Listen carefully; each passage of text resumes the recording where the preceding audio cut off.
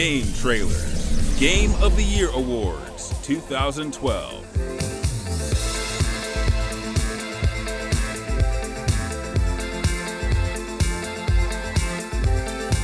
Most innovative. It's a refrain that you hear quite a bit come award season, that innovation is, at best, a secondary concern for the mainstream games industry. Thankfully, the growing prominence of independent developers and hassle-free distribution continues to provide a viable avenue for riskier ideas. In 2012, there are plenty of good examples of this, in many cases under the auspices of the biggest companies around. The year has also seen some hardware releases that are earnestly trying to push boundaries. All told, it hasn't been a bad year for novelty in video games. And the nominees are Fez. With all its dreamy exploration and plane-shifting platforming, you wouldn't guess that Fez's development was fraught with turmoil and precariousness. At least, the wait has ultimately been worth it. Polytron's intent is to create a game replete with the sense of mystery and discovery from an earlier era, and it delivers wholeheartedly. The way you alter your perspective to fully reveal its masterfully wrought environments make you feel like you're using muscles you're unaccustomed to exerting. Once you set foot in Fez's intoxicating world, the surprises simply never cease. Guild Wars 2. ArenaNet did some left-field stuff with the original Guild Wars, so it's not surprising that its sequel is taking the stodgy old MMO for a whirl. Many games before it have promised character advancement tied to whatever element a given player prefers, but never has one fleshed out these individual facets in so satisfying a manner. Do you want to kill monsters and collect drops? You're free to do so, though you won't be constrained by a rigid quest system.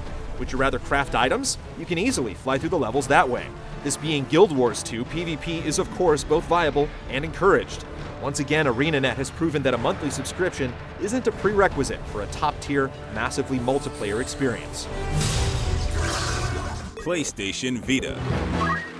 Sony's new handheld might be waiting for its first must-have game, but it certainly isn't the hardware's fault. The Vita has delivered on its promises with a wide range of capabilities that are begging to be exploited in novel ways. It's got two touchscreens, one a gorgeous OLED display that supports multi-touch, and another mounted on the back.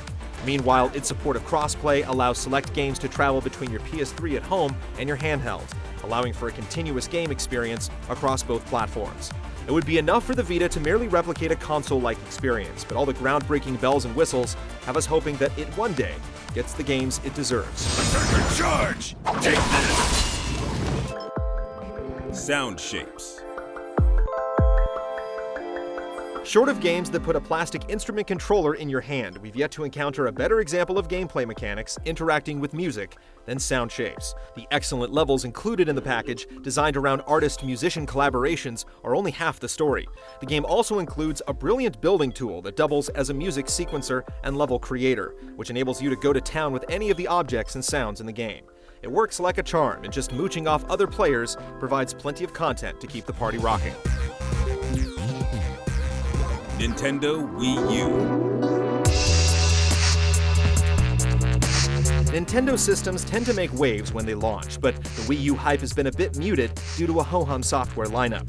But after living with the console for several weeks, it's clear that it's breaking quite a bit of new ground. On top of enabling the sort of play we're accustomed to from touchscreens, the Wii U gamepad by its very nature enables asymmetric gameplay experiences out of the box. Meanwhile, the Miiverse links up players in a system-wide social network that enables a measure of communication quite unlike anything we've seen in a game console. It's called innovation. And the winner is Nintendo Wii U. Though we're still waiting for the real killer apps, all the innovative features that define the Wii U are already well on display with the current crop of games. Nintendo Land is chock full of distinct experiences utilizing both screens, and the Miiverse is already alive and humming with good-natured interaction and activity. But most surprisingly, we've been stunned by how much we appreciate the ability to stream games and content to the gamepad, essentially creating a console-quality handheld you can take throughout your home without tying up the flat panel. The games aren't there yet, but once they show up, the Wii U is going to be a formidable platform.